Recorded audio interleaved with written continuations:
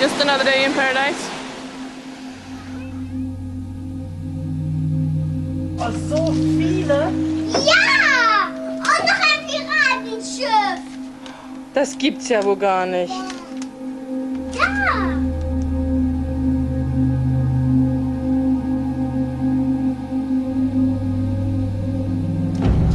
Was ist das?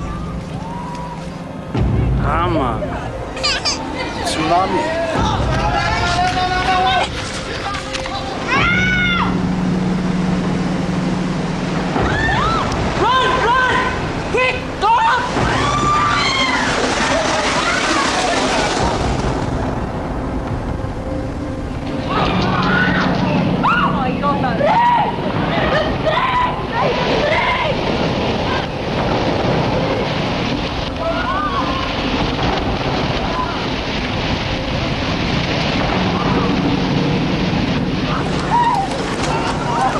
Komm, weiterlaufen!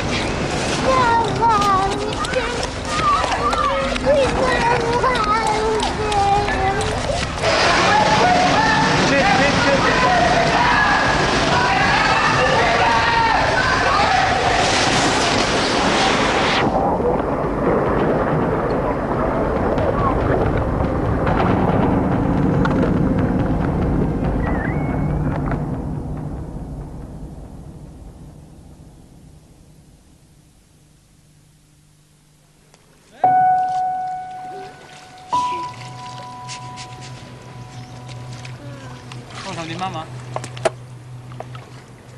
Hallo.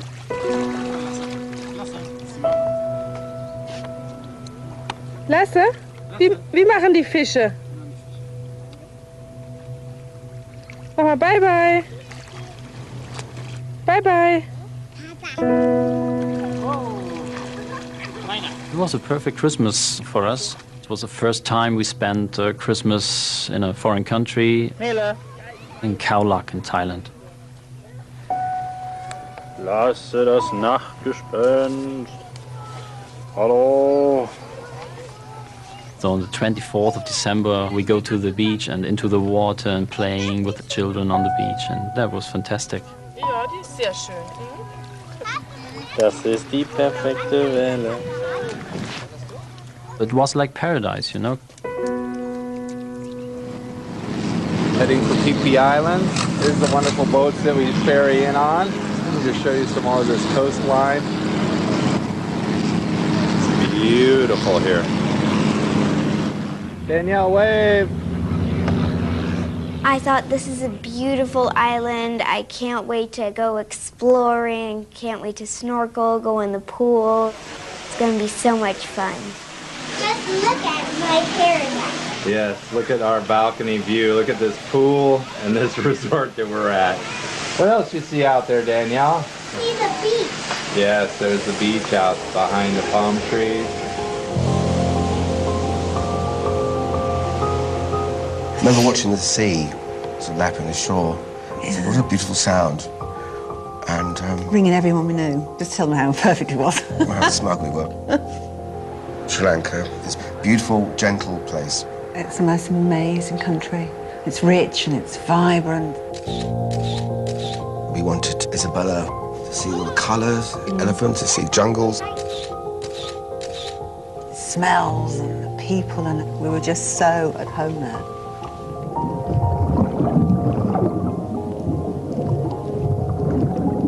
I was in Thailand for a scuba diving vacation of a lifetime, we called it. I was there with my future wife, Sally, and my 3 children, Jay, Shanti, and Kali. And we dove day after day after day. It was just amazing. It was so beautiful. Jag själv har bjudit bakom.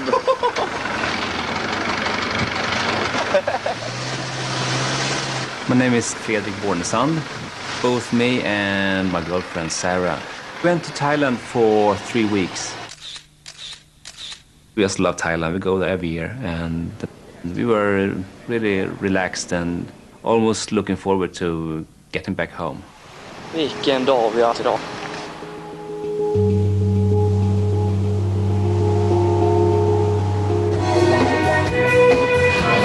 Absolutely full of what you desire.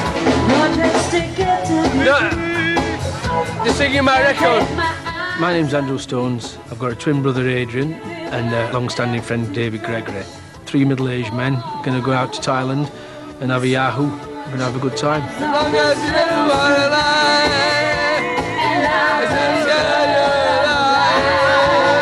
you're just too good to be true.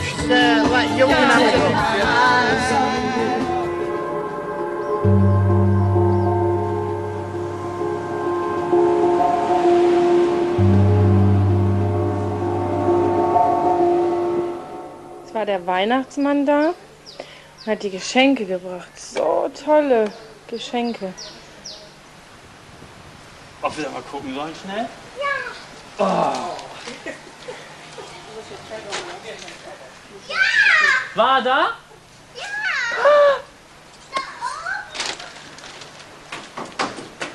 Schnell, Leute, schnell! Hier! Oh, so viele!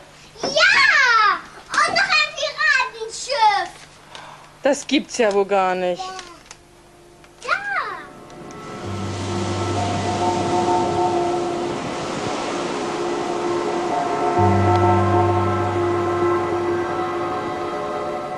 I wish you a Merry Christmas. I wish you a Merry Christmas and a Happy New Year. Keep singing. I'm going to show everyone where we are for Christmas. bring to you and yours. It's about 6:30 at night. Tidings This is our balcony and a happy on the PP Islands. We wish you a Merry Christmas and a Happy New Year. Perfect.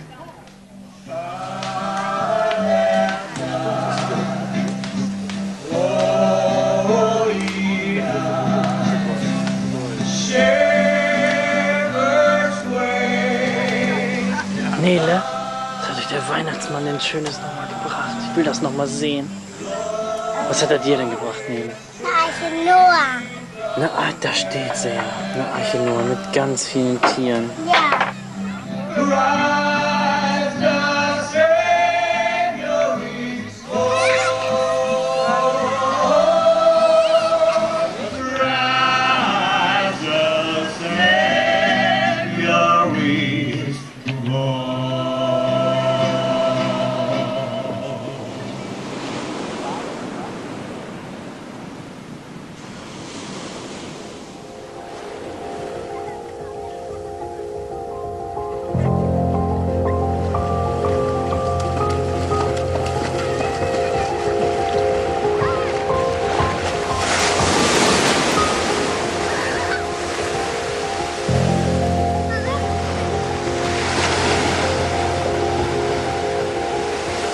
It was around 8 o'clock and I felt tremors on my bed.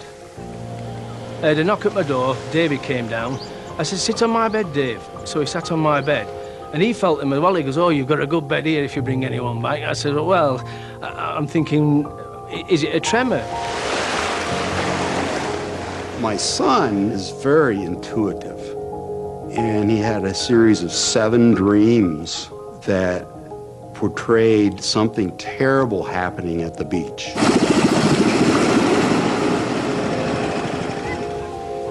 Jay was in tears, warning us that something bad was going to happen. And he couldn't say what it was, but he just knew.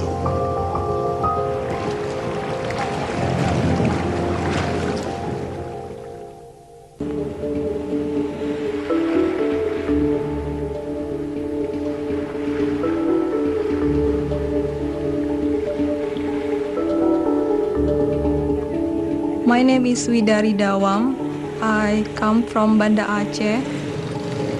It was holiday and I was at home with my parents and my siblings, 500 meters from the beach.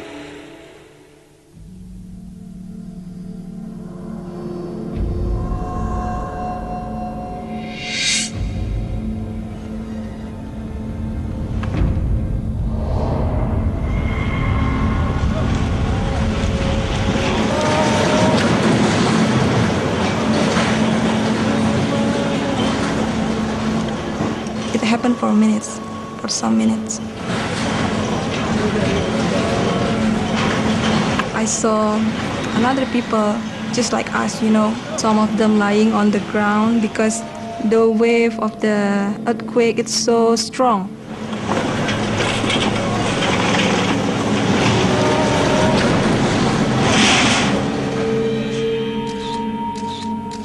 Seperti dalam foto saya itu, seolah-olah di saat itu kejadian itu memang seolah-olah dunia ini udah kiamat. Cangannya itu memang di luar yang sudah pernah kita rasakan di Aceh.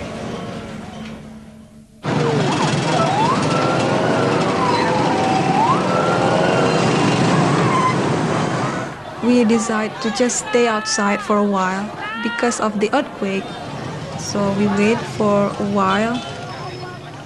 And then I saw hundreds of people then. They were running from the sea.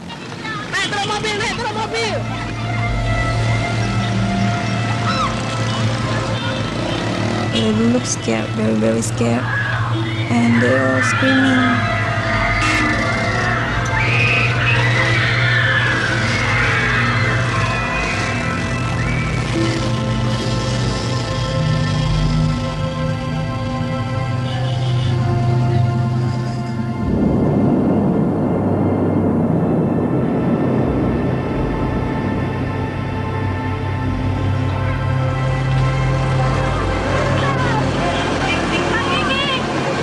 I start to feel scared because I saw a giant wave. It's higher than my house.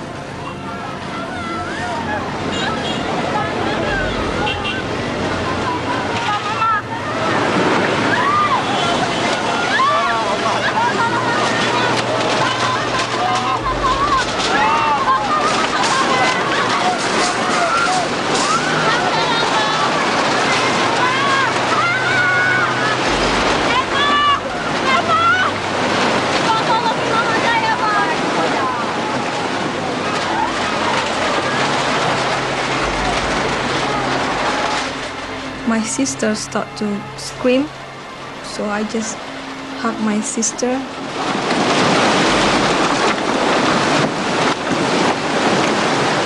The room is filled by water, and then the house breaks.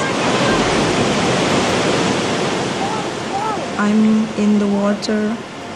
I cannot breathe anymore. And suddenly I found myself floating on the surface of the water. I tried to find something, I tried to grab something, and I think it's the back of a couch. I start to call my father, my mom, my husband. Nobody answered.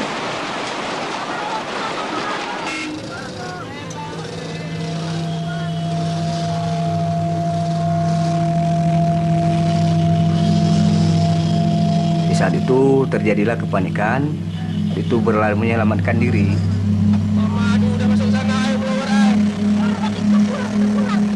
Saya juga ikut di saat itu. Cuman kebetulan saya di saat itu saya berusaha untuk ke depan untuk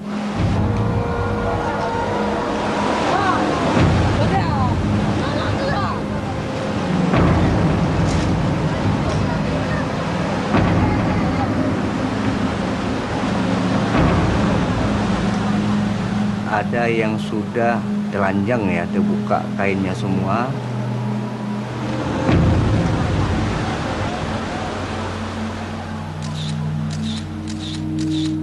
Salah beberapa orang mereka ada yang mereka tarik yang bisa diselamatkan.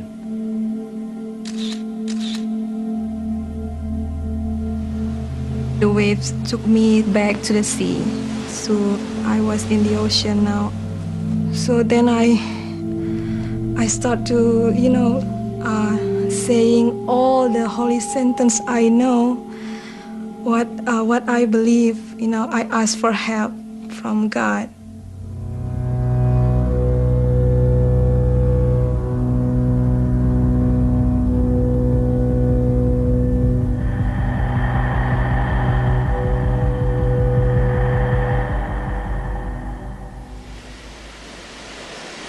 Wir haben heute den zweiten Weihnachtsfeiertag. Nele und Lasse spielen schön am Strand. Das ist, glaube ich, irgendwie so 8:30 morgens rum. It was a sunny day, it was lovely, it was calm. We went early to the beach, like every day. We started a perfect day, like every day. Und um die Bucht abzusichern, falls die Marine dahin.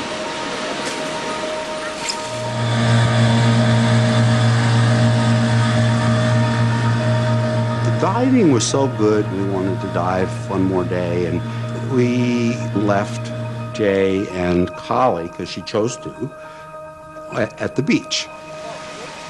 So they both, of course, as teenagers do, slept in. We had a very hard time finding a place that seemed safe to the dive master to dive, because the currents were crazy, she said.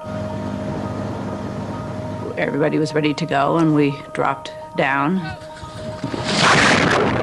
And immediately, it was like dropping down into a whirlpool.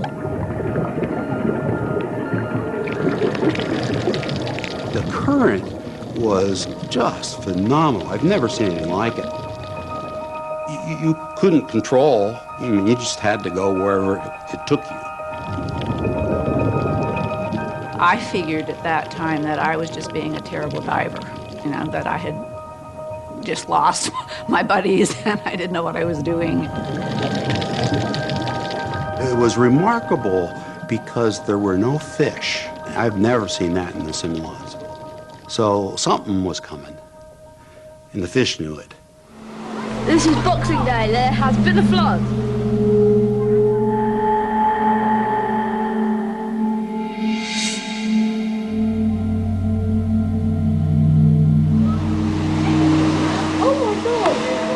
Just suddenly come across the road while we stood here, and the tide suddenly risen 6-7 feet. Yeah, just suddenly come across the road while we stood here. Look at the waves right over there in that bay. Look. I know, it's like a rip tide. That would have gone all round the bay.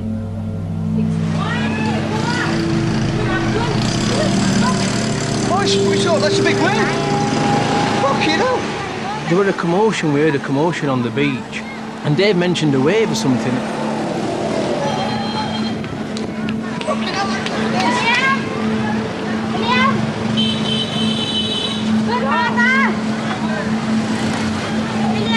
I'm shaking me, dude. There was no warning. If I'd have seen a big wave coming in, I wouldn't have been stood on that wall filming.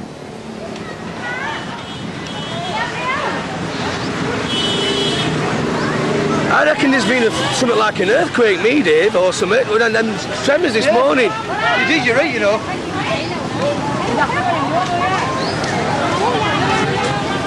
Look at it, right up here, Dave.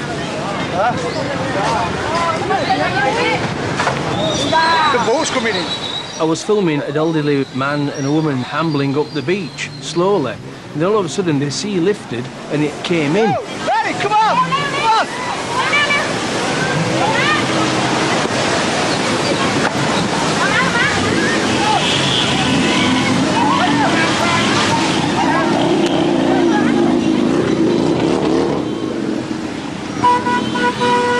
David managed to get across the road 3 or 4 seconds before me and ran into a restaurant, but as I was following him, the water caught me.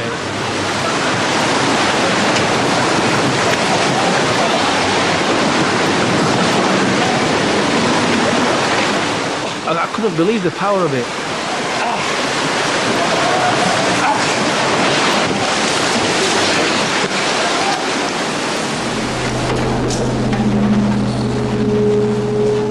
I was in trouble, and I knew I was in trouble.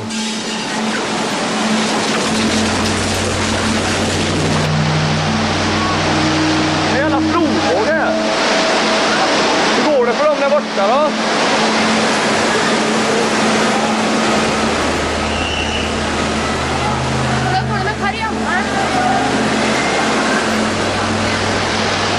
Kolla bilen här borta.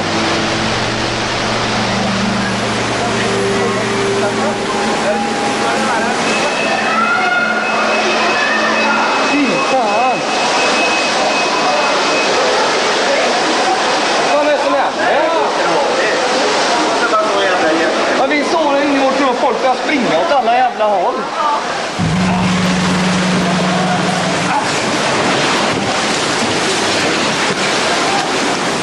The wave didn't flow and ebb. It just pushed and pushed.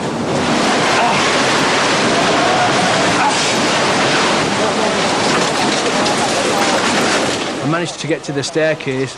I must have been down there a few minutes because Dave came back. He says, I thought I'd lost you, Andy. He helped me up onto the first floor.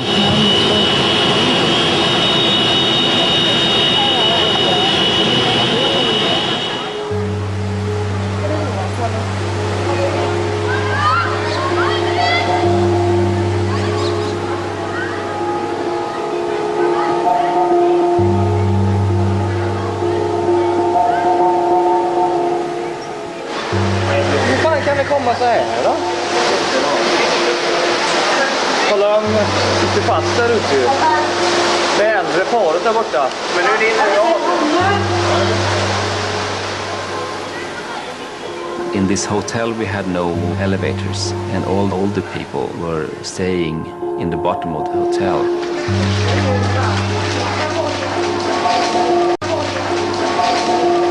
I told my girlfriend to stay and just went down with my slippers and my swimmers to the pool area.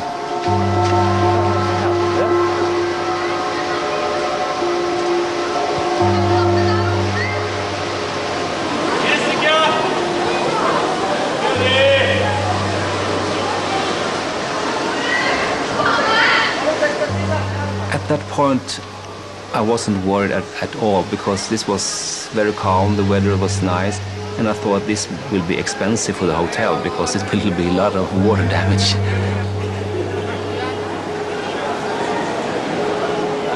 And then it went back again, like the ocean sucked the water back again.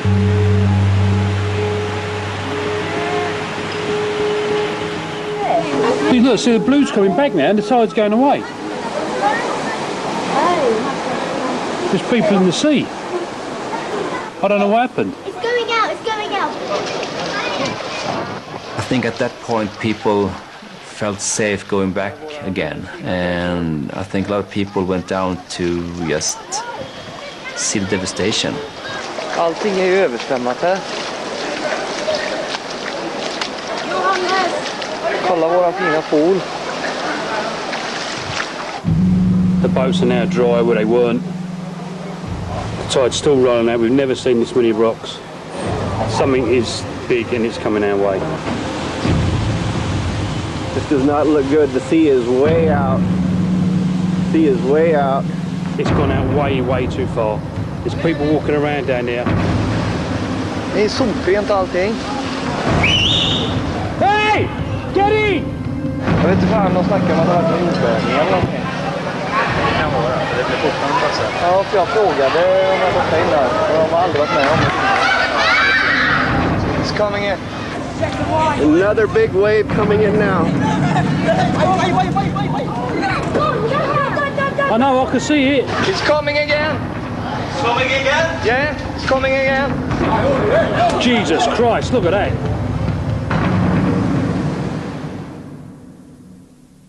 Is sponsored by Volkswagen, taking you further. Jesus Christ, look at that. Hey! Hey! Get in!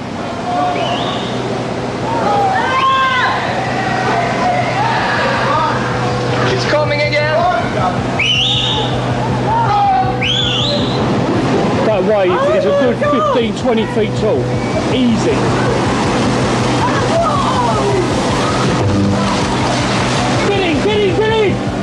That's a big wave. Holy shit.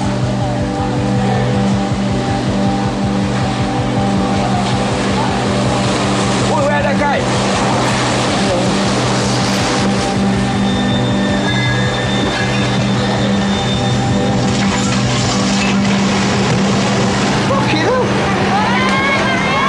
The building was shaking. It was a frightful experience.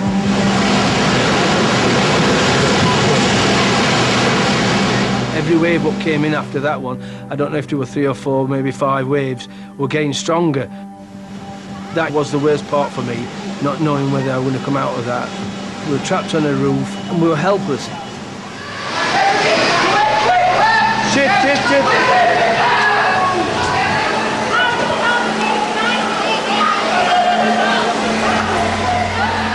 When the second wave came, I saw an older couple have difficulties getting their way through the water. They needed help.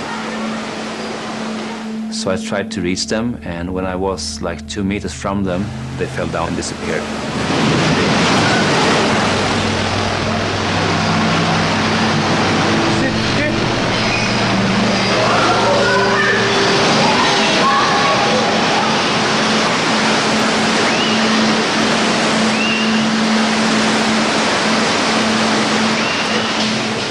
I seriously thought I was going to die there in the corner because the mass of water was so enormous. And then I just thought, what am I doing here?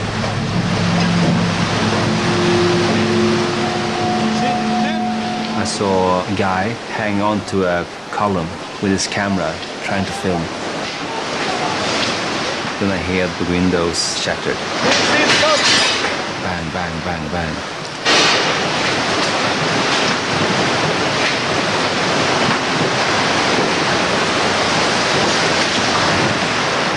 The current was so strong, it was just a struggle to survive.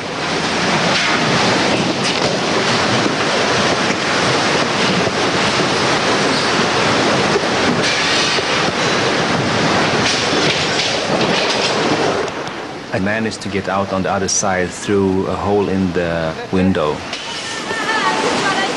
I grabbed this treetop and I saw people hanging on to balconies and walls around me.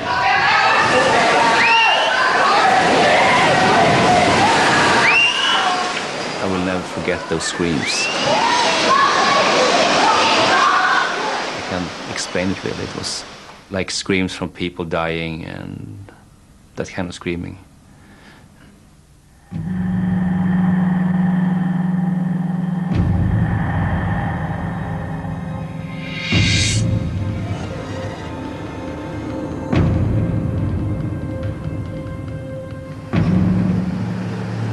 Nằm lột giang liêu đó, rồi cái mà con tắm luôn bữa lấy à? Tao vậy, thôi mà mày thủy hết.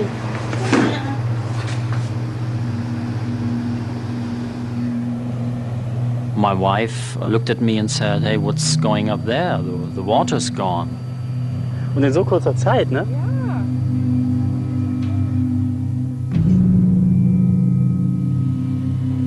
Strangely quiet. It looked like somebody had taken the plug out of the sea.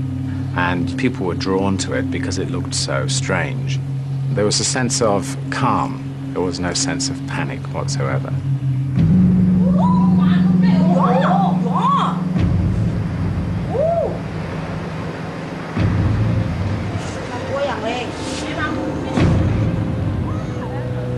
You could see forming up from left to right a beautiful crescent on the horizon. It looked quite lovely. We were spellbound, everybody was looking at it. But at that time, there was no way to know how big the wave was.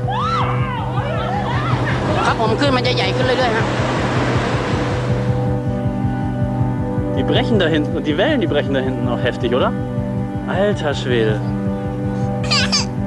I filmed the scene again and again. Was ist das? I was in a special way fascinated about it. Guck mal da hinten, Schnicki, wie das hochpescht. Das Wasser. I said to myself, hey, what a perfect wave. Hammer. Was da hinten abgeht. Nein. Aber da hinten, da geht, das ist ja Wahnsinn. Das ist richtig. ผมรบกวนแจ้งแขกอย่างด่วนนะครับตอนนี้มีพายุ Run Go Wenn die Welle hier auf den Strand rauscht, ne? Hier, die hauen noch alle ab, die Zeit. So, lass uns mal die Sachen. Ja. Film das mal, guck. Quick Run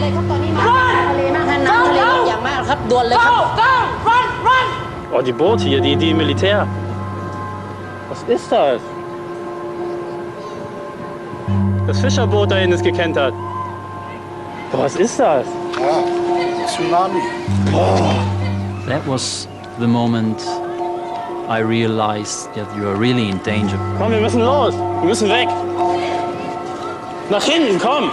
Wir müssen nach hinten. And then it just went straight over one of the ships. Now, in that moment, I knew how big the wave was. So that's when I started running. I ran into the lobby. I grabbed one girl and said, go upstairs, because I thought if it's bigger than that, you can't outrun it anyway.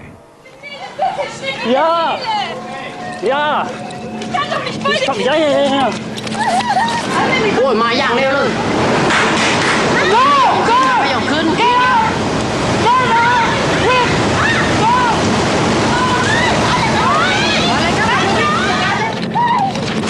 Ach du Scheiße, komm, weiterlaufen.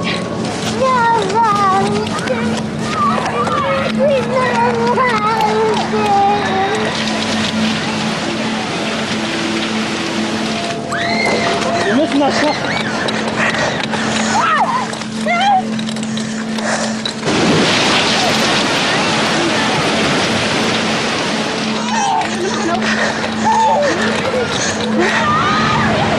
Nụ lên mất đây, nụ hay mày nụ, nụ hay mày nụ, hay nụ. Das ist was. Was ist los?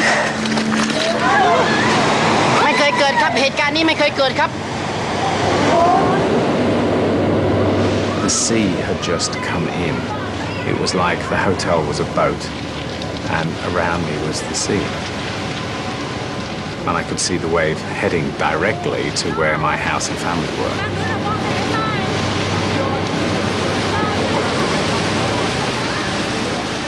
I phoned my wife and said, move, move now. I think that's all I said. And the phone went dead. And then I started to break down and cry. I thought that if I had the faith that they would be okay.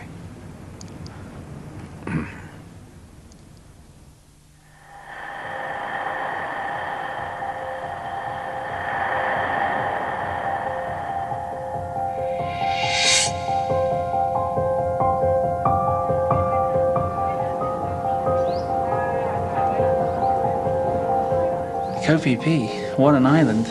Just paradise, an absolute paradise. We were basically just trying to decide how we were spending the last day of our honeymoon. Should we drink a couple of cocktails and hang out by the pool, or should we go on a speedboat and enjoy the day? Things were good. Things were very good.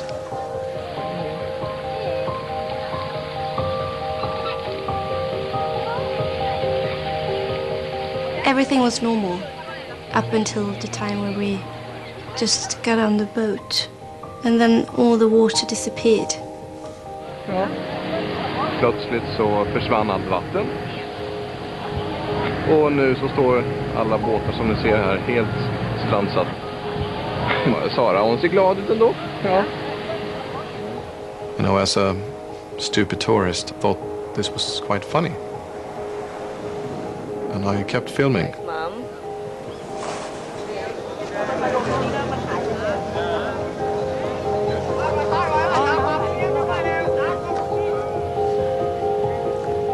It took maybe just a few minutes from the time that the water disappeared and then it started coming back again.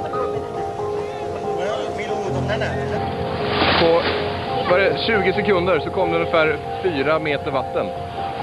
Helt jävla sjukt. Vi hann liksom knappt ta oss upp på stranden innan jag... Det här är helt sjukt. Det här är vad jag kallar... Oj, jävlar! We felt this power, this huge power just squeezing our ankles. Översvämning på Pippi. We start first walking from the beach and just seconds later we need to run. Jag har dem här. Kom bara. Okej, spring fort som fan. Spring till andra sidan.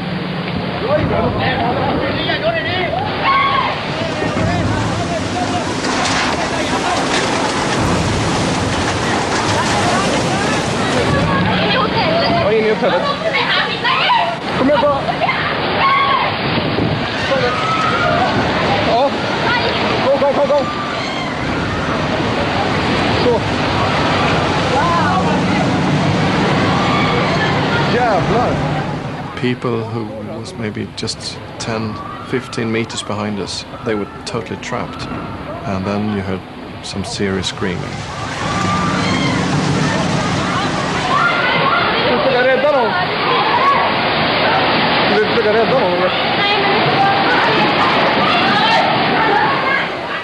We started hearing people screaming and running. When I first heard it, I thought they were all really excited to be on the island, and I just thought it was kind of a bit excessive, to be honest. I thought it was a terrorist attack. I thought there had to be something going on. It had to be terrorism. We hurled ourselves over the lobby desk and ran into a back room. And then the next thing you know, it happened.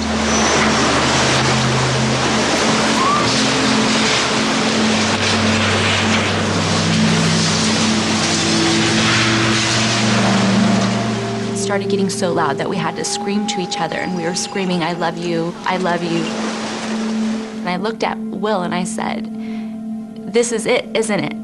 And just as the room erupted, he screamed, "No, this isn't it." The whole room imploded, and we were in pitch black, going around in a washing machine.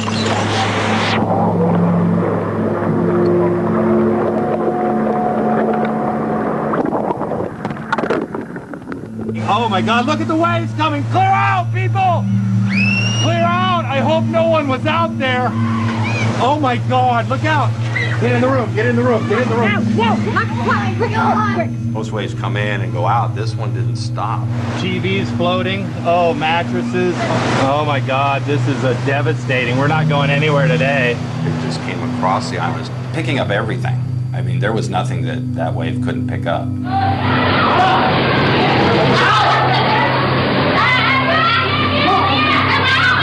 Kom Sara. Håller mig. We can feel the whole building just shaking. It's like an earthquake.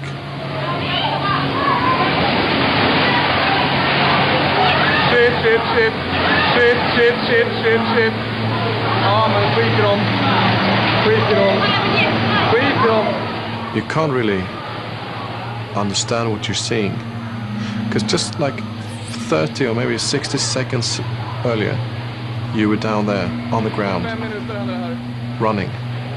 And now it's maybe 10 feet, 3 meters of water covering the whole island. Det här är helt jävla bisarrt. Kolla här. Halvön förstörs på bara 3 minuter. Nu driver till och med stora fartyget iväg. Han hänger sig fast i en jävla pann där.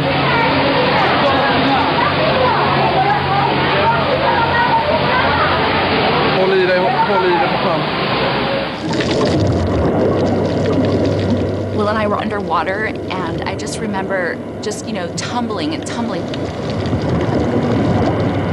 I have no breath left, and I've been smashed to pieces, and just kept on thinking to myself, this isn't how I die. This is not the end of my life.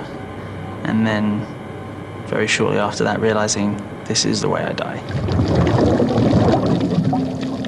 I was sending prayers to my family, and all of a sudden, we just popped up, and we were in the middle of the ocean. I couldn't use my arms because my clavicle had broken, and we were being sucked back onto the island. In order to stay up, I tried to kick, to swim, to doggy paddle, to anything, and I realized I couldn't move my legs. And something snapped, and I just knew my legs were useless. I couldn't think of the pain because I was just in the middle of the ocean, and my wife was next to me screaming that she was broken, and I just was thinking, how are we going to get out of this?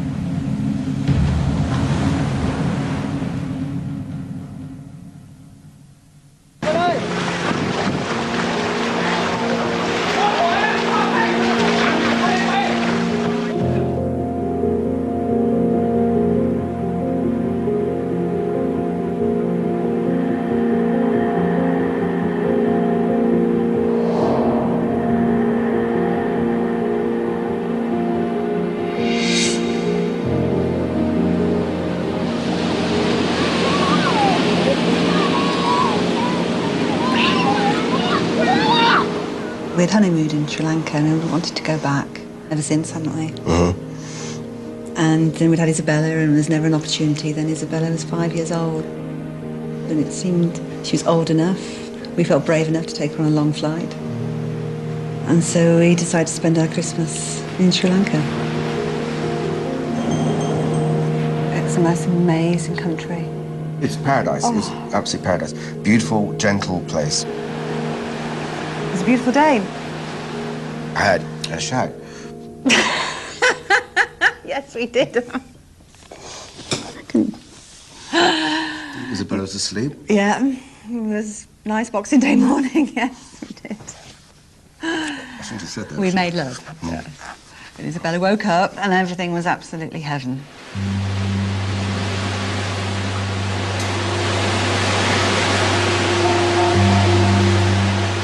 Because you're a bit of a space cadet at that time of the morning, you think it's an unusually high tide or something.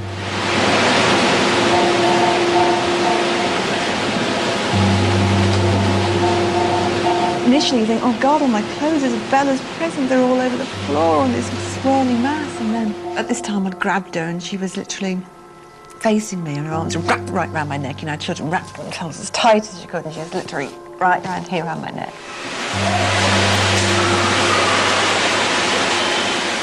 I thought the water's coming in, just open the back door so the water can literally flow out. And the door slammed shut, leaving me outside. I could not get the door open, the force of water against the door. And the water level rose and rose and rose. And I remember saying to Isabella, don't worry, hold on to Mummy, because it will stop in a minute. I remember telling her that, and she didn't cry, she didn't scream, she just whimpered. And that's when the massive wave hit.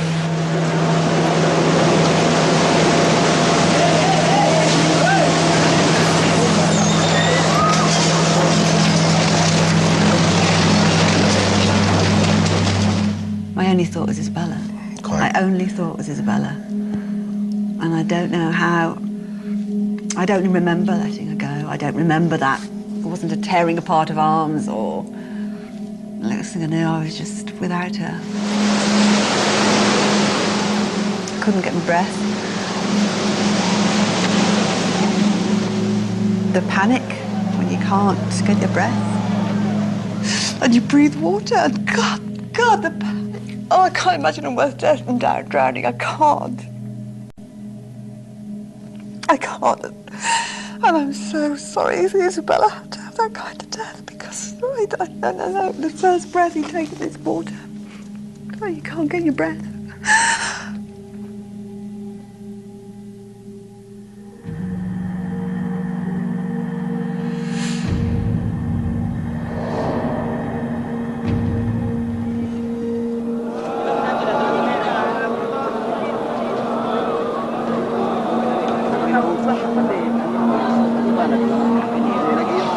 Di Masjid Istiqamah 2 ya Pak? Mas? Ya. Istiqamah. Astagfirullah.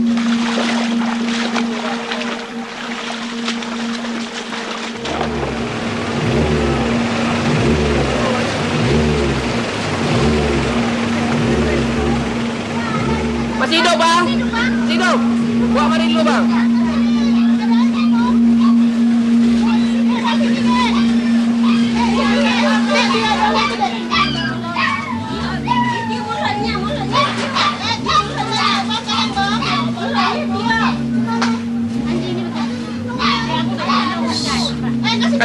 Kasih keluar airnya.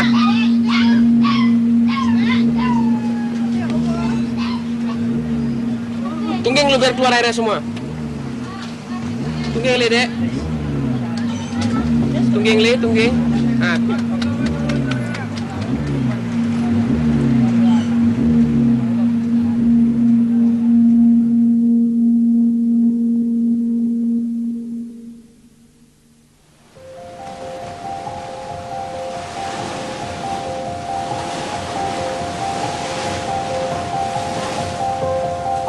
After a few hours, I saw a small boat and an old fisherman on it. He shut down his engine. He took some rope and threw the rope at me. When that happened, I said thanks to God, and I said thanks to Him many times because finally I got out from the water.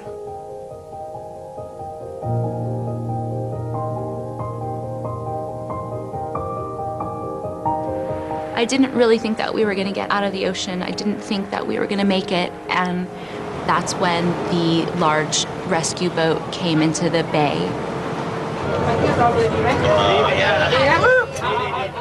It was just absolute carnage. I just remember there just being so many people on this boat. They just kept on bringing more people on. My pelvis had not only fractured and broke, but shattered. I thought I was going to be paralyzed because I couldn't move anything from my waist down. It just seemed really hopeless.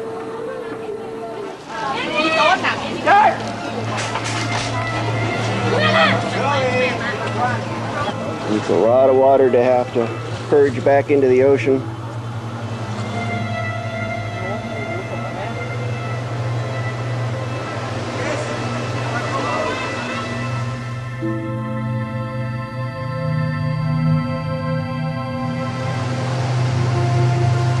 My goal was to find this old couple again, the ones that were hanging on to the railing.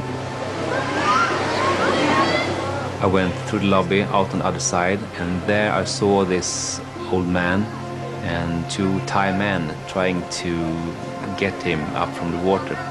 There was a woman lying dead outside by the pool, and we thought it might be her, but we didn't know, so I went into the water and we got this man up. We saw that he was just very badly cut up all across his stomach.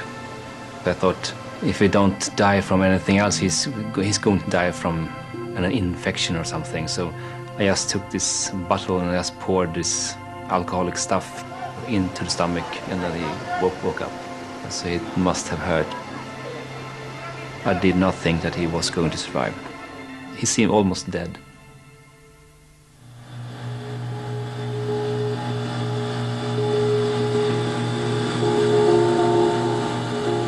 As we approached the beach, we could see that the hotels were gone. They had been flattened, basically. I mean, almost like a nuclear holocaust.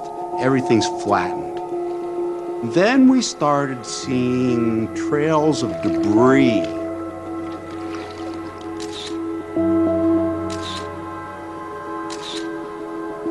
But then we see a person. And we picked up 5 or 6 people, we picked up a dead body. It began to be surrealistic at that point. There were thousands of people who were dead on that beach.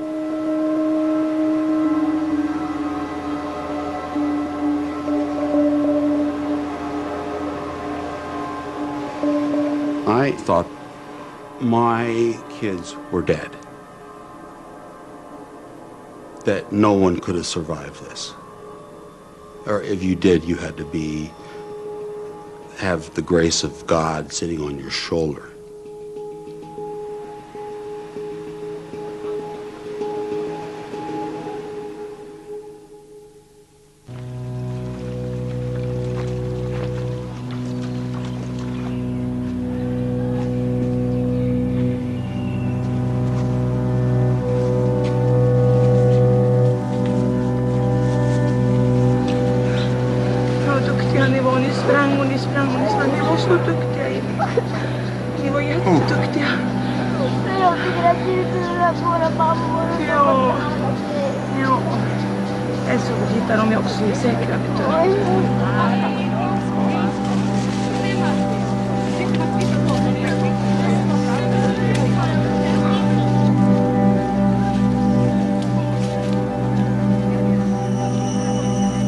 When we came to the mountains, there was a lot of tourists gathering there.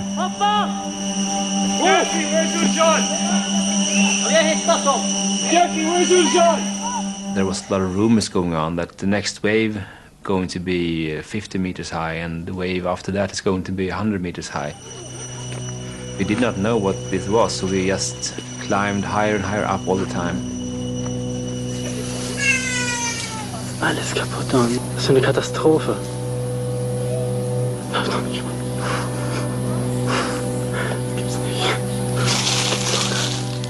People very badly wounded and screaming,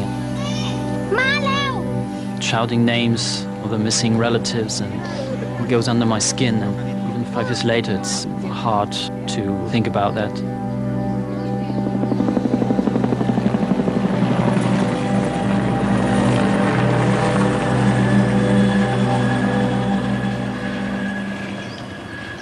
That first day, we spent really looking for the kids. Hiked down through the devastation to where the bungalows were and up to the bungalow that the kids are in, which was completely demolished. And they were not there.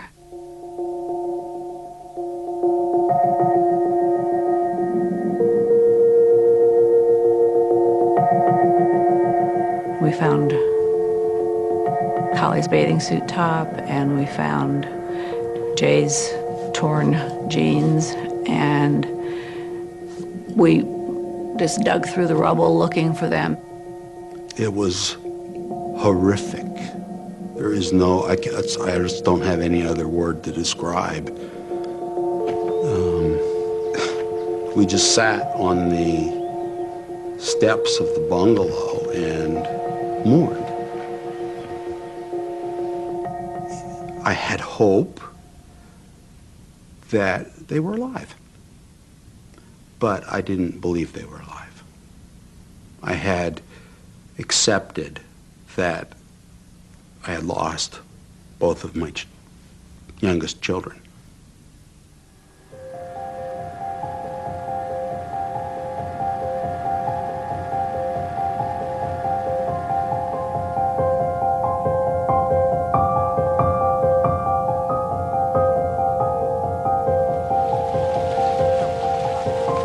I was in the city now.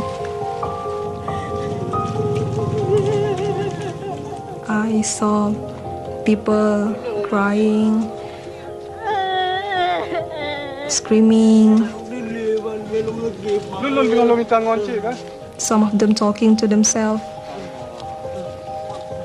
I just kept walking and walking. And then I saw the Great Mosque. I saw people gathering around dead bodies. So I start to look at the bodies one by one.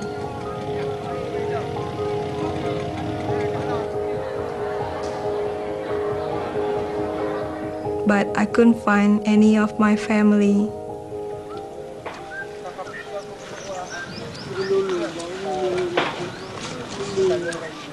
Ketemukan di mana? Tadi sama saya dia. Jadi? Habis itu dia di bawah, saya terangkat ke atas.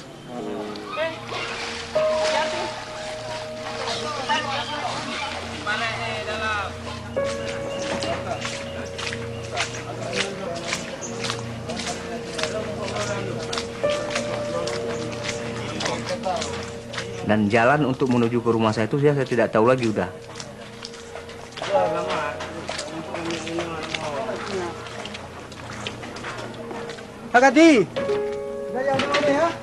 Sampai di situ saya lihat rumah sudah berantakan semua. La ilaha illallah. Allah mengucap ni. La ilaha illallah. La ilaha illallah. Dan saya masih bertanya-tanya keluarga saya ini selamat apa enggak.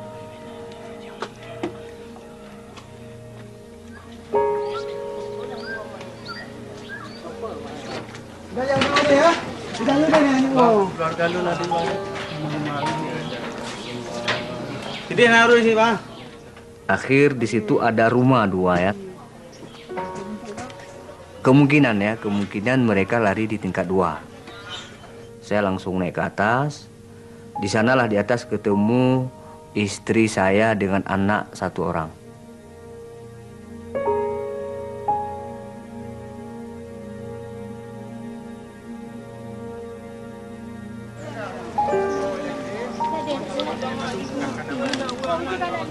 Malam terus nangis ya kalau teringat anaknya di depan, sebab di depan mata dia terlepas di saat itu. Dalam genggamannya sebab 3 orang, jadi dia tidak bisa selamatkan semua.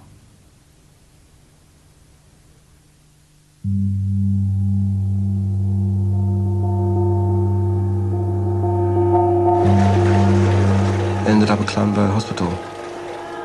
You can't describe really the state you're in. A complete, disgusting, slimy mess. On top of that, blood pouring out, liquid and blood. He's just got this iodine, didn't they? They're just scrubbed inside of a leg. It's the bravest one I've ever met. Oh. Isabella. I wanted to find her desperately, which meant I would have to leave Kim. You were in a very, very, very sorry state, very bad state. You don't stop hoping. You don't stop hoping at all. You just, yeah. You have stupid things like, well, she learned to swim yesterday. She might be all right. Or somebody might have helped her. Yeah. What if? What if? What if?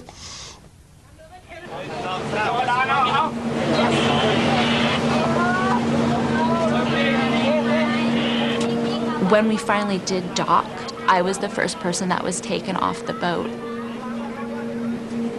It was dark, it was evening, and I never let go of the fact that it was gonna be over.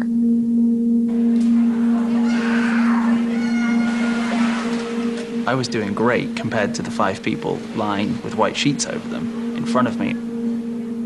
Yeah, I was broken, and yeah, my wife was maybe paralyzed or in huge amount of pain, but in the realm of things, I was doing really well. I had extreme guilt building and building because while we were in hospital, we learned of people that we knew or that we saw that didn't make it. It's horrible because you think, what am I going to do in my life that's going to make up for their life as well? Because I made it and they didn't.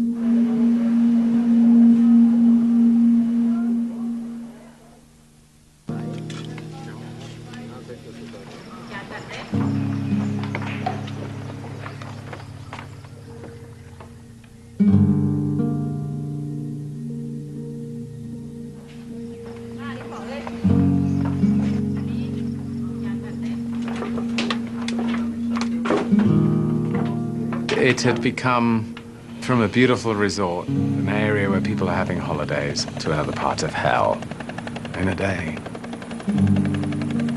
My parents, my wife, and my son had survived. But what affected me quite a lot was my staff. Within 24 hours, the bodies were unrecognizable. So we could find staff by uniforms. Only by uniforms, or watches, or jewelry, or hair.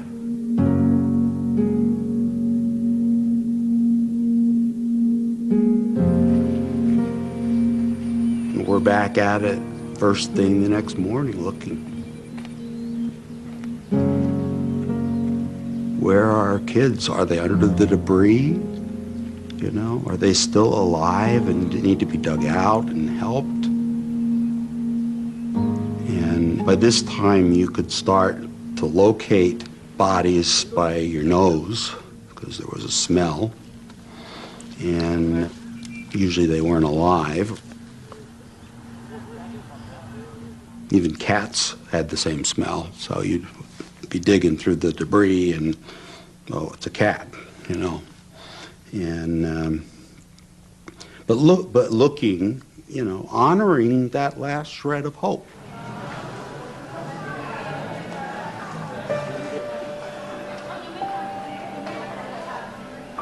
I was really anxious to know what happened to this man. So the day after, me and my girlfriend Sarah took a taxi and went to a couple of hospitals in Phuket. First went to one hospital and went through a lot of lists with his name. Couldn't find him there. And then we went to another hospital and found him. I was overjoyed. I was almost falling into tears. It was just amazing to see him laying there in the bed alive. That helped me a lot to coping with this guilt thing. Why did I survive? So I don't feel any guilt because I did my best. And that helped me a lot.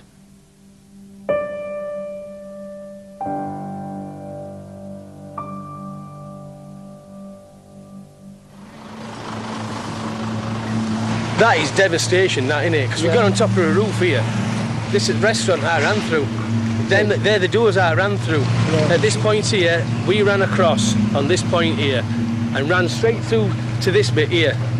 How did I come out of that? It's total, absolutely total. How did I come out of that? I just felt lucky and guilty as well. The people on the beach, should we have run down and helped them? You know, in a situation like that, you haven't got time to think about anybody but yourself. It is quite a selfish thing to do, but that's what you do. Absolutely incredible. Fate put me there at that moment in time, but it wasn't my time. It wasn't my time to die. I got through it. I'm really happy about that.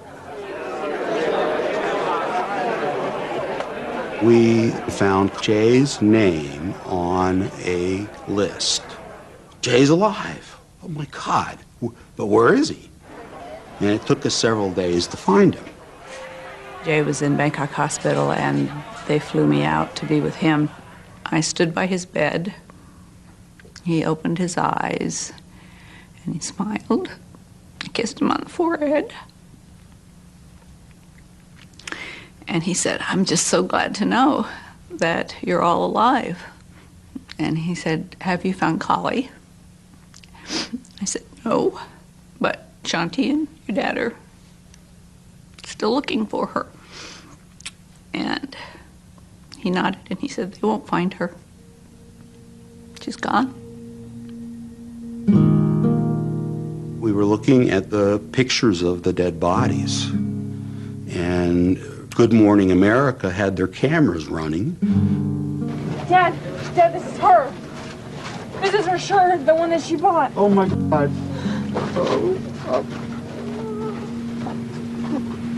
That's her. Oh my God.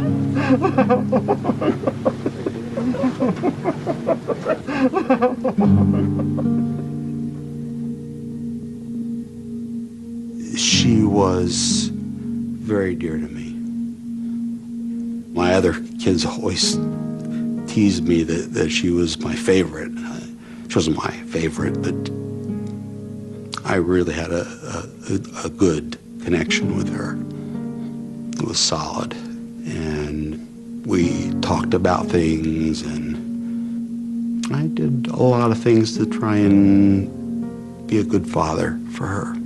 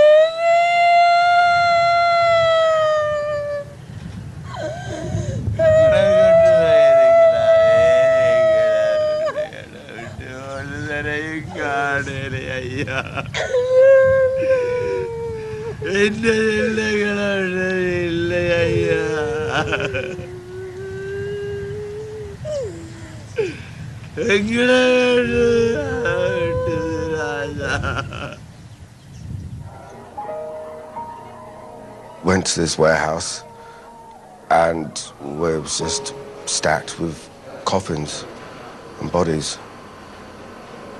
Coffins were opened just to see if it's your daughter or not. You know, when you do see your daughter, it's just the most horrible thing any parent can do. And then you're asked 3 times, is this your daughter? Is this your daughter? Is this your daughter? And you say, yes, yes, it is my daughter.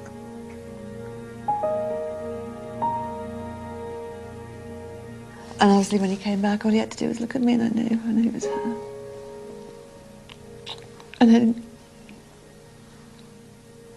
then the rest of your life begins then. One part finishes. And you have to, that's it. Really, your life is over.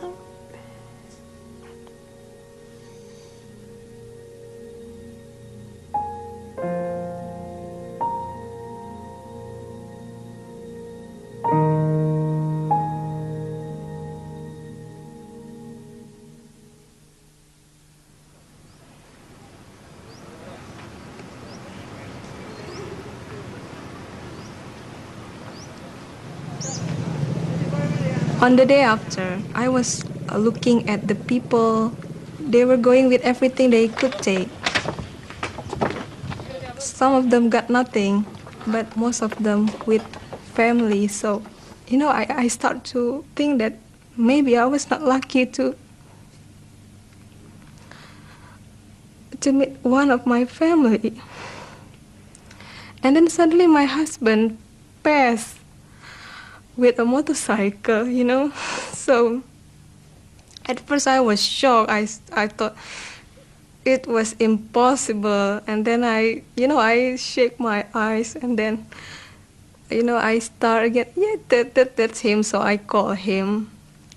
So I'm one of the lucky people. I found one of my family.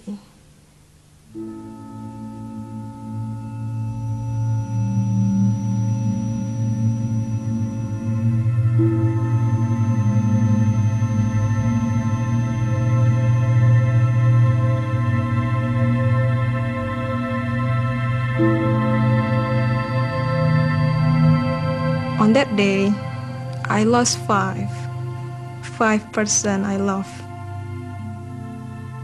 But after mourning for a long time, I learned that it's not a punishment, but it is a test from God to me to make me a better person, a stronger person day by day.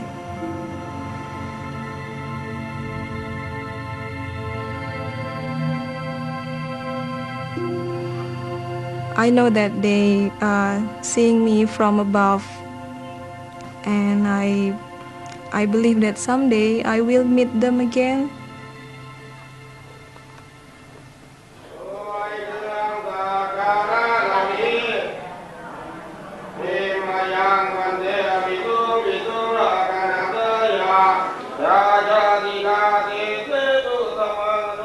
It was almost 300,000 people died that day who had potential, who had an opportunity, who had, who had a life ahead of them. So daily, I put it on myself, sometimes too much, to try and do something special, try and be better than I should have been, and continue to strive, because, and I don't feel like they're pushing me to do that, the people that didn't make it those days. It's more like they're there saying, do it for us.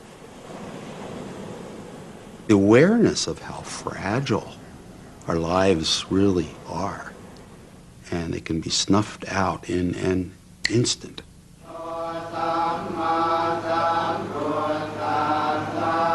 I don't know that we've come through it. I don't know that we ever will come through it. Jay collapsed. He was treated for chronic pain and became dependent upon pain medication. And Kali was his best friend. So it was harder for him, and that was very hard for us. It was very hard for me. It was very hard for Stu because it was like the tsunami. You may look normal, you go on and you do your normal life. You go out, people see you, you go la la, and because you've got to, nothing changed. You still got to earn money, you still got to eat and get on without her.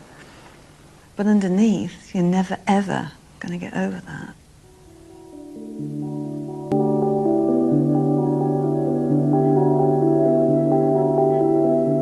It was the best thing because you felt you were doing something. I love how we do help other people, but it's also because I'm doing it for Isabella.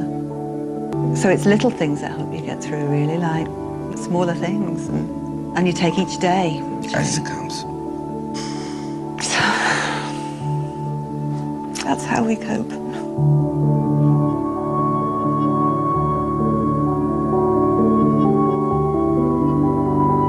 On Monday at 8, here on 4, an investigation into the new Bermuda Triangle, where hundreds of aircraft have disappeared.